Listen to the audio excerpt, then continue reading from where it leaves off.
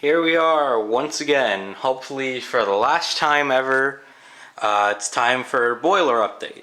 This is the boiler update I wanted to get in and was about to get in before everything went horribly wrong and we got water all over the place.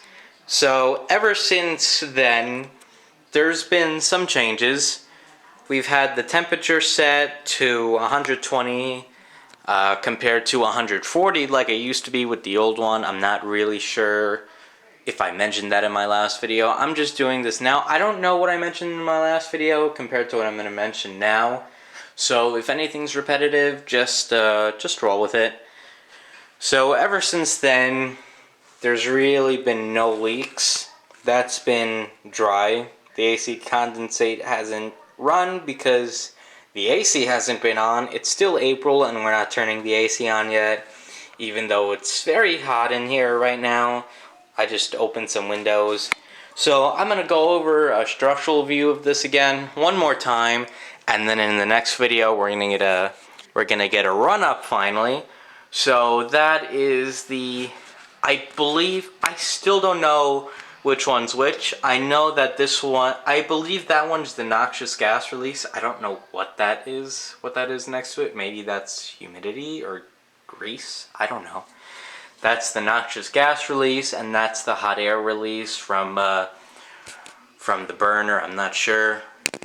The three pipes in the back, that one on the one on the right is the cold water coming in. The middle one is the cold going out to the house, and the one on the left is the hot going to the house. Because it's a gas boiler, it just uses your standard 120 volt outlet. I don't know why it's a two outlet switch. I'm not really sure. I actually don't know where this whole mess plugs into. I'm not sure at all. Somewhere back there maybe. There's a wire there, but maybe that just goes, yeah, that just goes to the outside. This is the high pressure release that I called the pipe to nowhere a couple of videos back. Then you have the recirculating loop connections, and that was why the old boiler had a hole drilled into it covered by red tape many years ago. I don't know what that pipe is for. That was just some copper pipe sticking out of there that no one really bothered to touch except when they took the thing out and it just did its own thing. That yellow valve is actually a shutoff to the boiler, and the big blue valve back there is shut off water to the entire house. So I realized that after I actually shut off water to the whole house when this thing exploded the first time. There hasn't been any leaks, like I said.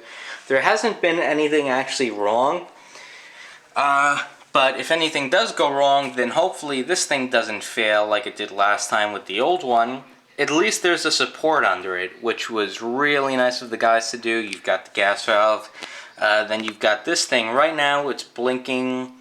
It's just blinking on a short pace. It does that when it's off. Here's a little read of this little thing.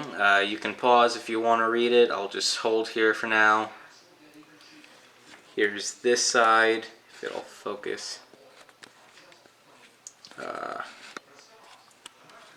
Okay, there's that side. Doesn't really want to focus at a certain range. And there's that side. These are just error codes. The first two are the functions of it, and the rest of it is error codes, because, you know, electronic boilers gotta have error codes. There wasn't an error code when it exploded, so I don't really know about that. So everything has been fine and dandy. Hopefully nothing happens again, and if it does, it's by the time I move out. Hopefully those pipes don't explode, or the gas valve explodes, because that would be the worst problem. Never mind water. So everything has been overall going fine. It's been running normal. It's been making hot water. That water hasn't been getting cold unnecessarily like the old one did. So that's gonna end it off for now, and next video we'll have a fire up of this thing. Thanks for watching, and I hope you enjoyed.